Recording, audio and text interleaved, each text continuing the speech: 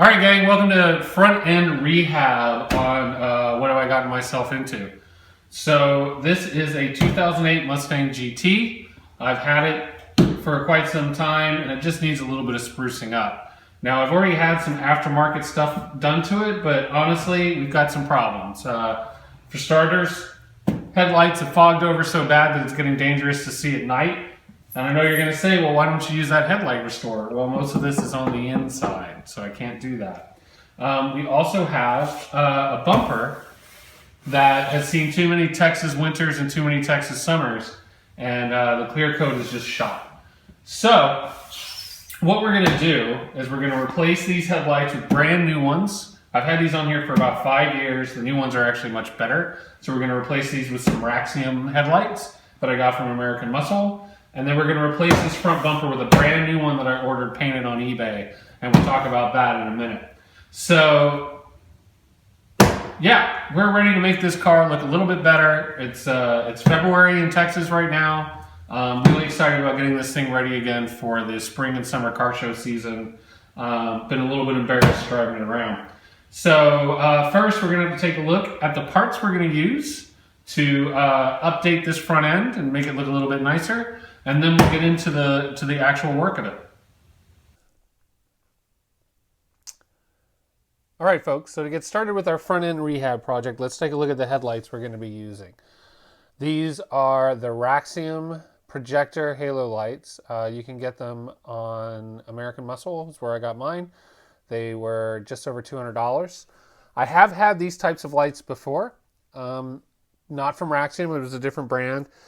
And I really liked the light that they put off. I really liked the style. I liked the stacked headlight look. But what I didn't like about the ones that I had before is their quality wasn't as good. They came unsealed, meaning that the plastic lens and the plastic housing were separate pieces, and you had to go in and seal them with clear silicone. These come already sealed, and I will tell you, no matter how hard I tried with that clear silicone, for some reason I still had leaks, and it would still get moisture on the inside. It didn't happen very often, but when it did, you know, it slowly started to deposit residue on the inside of the lens and on the outside, which is why in the pictures that I showed and the clips that we saw before, you can see that they're really yellowed, both on the outside and on the inside, to the point where they can't be salvaged. So I'm really excited to have the upgrade to these new lights. Super excited about the style of these lights. They came well packaged, not a scratch on them. I would show you the box that the headlights came in, but it's too big to really get on camera. But as always, American Muscle got it to me very, very quickly. If we look at the back, you can see just your adjustments, your plug for your main wires, and your wires that run the actual halo. Now, I plugged a 9-volt battery into these just to see exactly if that is what it controlled, and it is. So yeah, these definitely control the halo on the top part of that light. Now, one of the benefits to the Raxium is that it comes with headlight bulbs already installed. Now, I don't know what bulb they're using as far as brand. I don't know the quality or the beam pattern. I don't know anything. So what I've done is I had light bulbs on my car before that I really, really liked. So I purchased more of the same to do with this one. And you always want to put new bulbs in when you're replacing the headlamps, because in honesty, these things are a real pain in the butt to get to when they're installed. So you want to make things easy on yourself. Get new headlight bulbs and install them beforehand. So excuse the packaging. It's a little torn up, but this is what we're using, the Sylvania Silver Star. Now, we have the H7s and the H1s, and that's what the bulb requirements are for this setup. This is not the same as your factory headlight. So make sure that you write it on a Post-it note somewhere, what kind of bulbs you're using. Put it in your owner's manual, so when you go to replace a bulb, you remember what it is that you put in there. So real simple. When I installed the last ones, not real hard to do. So really looking forward to putting these on and making a real quick upgrade to the vehicle and really improving that front end. Included in the package are some really nice full color installation instructions. Make it real clear how to do the wiring, and they've set it up very easy. Obviously, you're going to have to splice into existing wire connections because those halos run off the parking lights. So, and there's also instructions here on how to remove your bumper, which we'll be showing you a little bit later. We'll also be replacing the bumper as part of this front end rehab. So look forward to that a little later on. So additionally, inside the package is a set of small, they call them Scotch clamps, I think, in the menu, but it's just, these are small wire clamps that you use to pierce the existing wire, to splice into them to turn that wire into a second connection to run to the halo. If you're going to use these, make sure you use a lot of electrical tape around them because these are notorious for allowing a little bit of moisture in, but they're very easy to use. So, with all that said and done, we also have some moisture information, which I can't read. Oh, there we go. Formation of moisture on the inside of the lens. So, okay. Before we go and install these on the car, like I said, we're going to want to put the headlight bulbs in. So let's start that process. So, how we're going to start that, first off, is we have to take off this back plate. It's just 4 screws, but you can imagine if this is installed on the car, how difficult this might be to do, working backwards and upside down and all that fun stuff. But we're going to take off that plate, so we're going to do that now. It's just 4 Phillips head screws. All right, so we've got those screws off, so let's just take off this cover. Now, the first thing you'll notice when you take the cover off is there's a really nice rubber seal in here to make sure that moisture does not get in there. So we've got a really solid seal. It'd be very hard for moisture to get in. And additionally, we have these rubber tubes that won't let water in, but will let moisture evaporate from the inside of the lens. So we're just going to unplug our lights. There we go. And then we're going to take the light bulbs out. This top one, it's just a quick clip that you remove. And then out comes the bulb, and this is your high beam. So let's put in a new high beam. As a quick bulb comparison, you can see this one's a clear, and this is the one that it comes with. Again, these may be very high quality bulbs. I just don't know.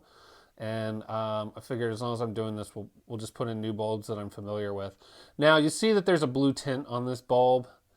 I have used these bulbs before. They did have a blue tint, but they do shine white, like a very clear white, not blue.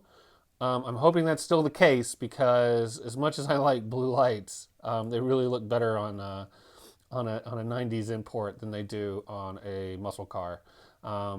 I think it's a great look. It's just not what I'm going for with this vehicle. So we're just going to replace that bulb. Now, anytime you change out an automotive bulb, you need to make sure that you do not touch the bulb. The oil on your fingers gets on the bulb, that oil heats up, and then your bulb fails, and then you've wasted, I think these are $40 a pair, $30 a pair. I can't remember how much I spent, but then you've wasted money on these bulbs, and also you got to go through the hassle of putting them back in. But putting a new bulb in, super easy. You just plug it in. And again, that clip that we took off is just going to go back in and hook around that little metal flashing. And that's it. And that thing's in there. It's not going anywhere. So, same thing with the other one. We're going to remove where it was clipped in. This one, nice and loose, came right out. And we're going to replace this bulb. And again, you can see the blue tint on the new bulb. So we're going to put it back in here. And if you look, there's a little metal tongue that feeds right into this channel. You're going to put the clip back on, clip it down, and there you go, it's seated. You're going to then replace your plug. Replace the one up here. Ooh, gotta get in there. and then you're done. Now it's just time to seal it back up again. And there we go. We've got it nice and secured again, and that's it. You can even see a little bit of that blue tint from those new bulbs there in the high beams, and then there's your low beams.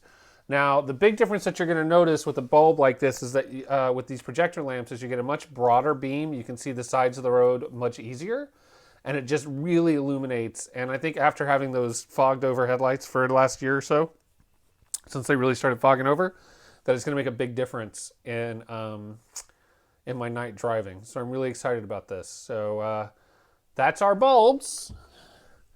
Let's take a look at the bumper. And here's our beautiful black bumper. Now, I purchased this on eBay from a company called Wholesale Painted Parts. They assured me that the color would match. They assured me that it would arrive in pretty good shape. And I gotta tell you, they did not lie. It looks great. It looks brand new. Well, it is brand new. But no flaws in the paint. The paint looks fantastic. Now, when I opened the package, or when I received the package, I was a little dubious because it looked like somebody had just broken up a cardboard box and wrapped it around it. What I didn't realize is that that was just the outer layer, and there were many, many layers on the inside, including shrink plastic and a brown paper wrapper with fabric on the inside to protect the finish.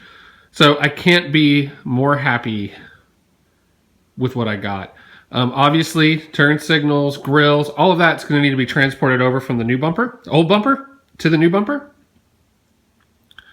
But it looks great. And the front license plate divots are there, but the holes aren't drilled out. So in Texas, we're supposed to have front plates, but I might skip a front plate for as long as I can. So that's pretty fantastic. As far as I've done a rear bumper before, and the rear bumper has ribs, and those ribs are riveted in. They were kind of a pain to switch out. I ended up replacing them. The rivets, I used the ribs inside the bumper, obviously, but I replaced the rivets with nuts and bolts that I found. That worked pretty well. I'll probably end up doing the same with this. Now, there's no ribs on the inside. However, the pieces that hold the turn signals in on the inside are riveted in, and so I'm going to have to drill out those rivets. If you're going to drill out a rivet, just start with one slightly bigger. With a small drill bit, drill through it, and then go up in a size until that rivet comes out. Don't try to go at it with a giant drill bit, because all you're going to end up doing is just creating a lot of heat and melting the plastic. So, but that's our bumper. I think it looks terrific. All right, let's get to work.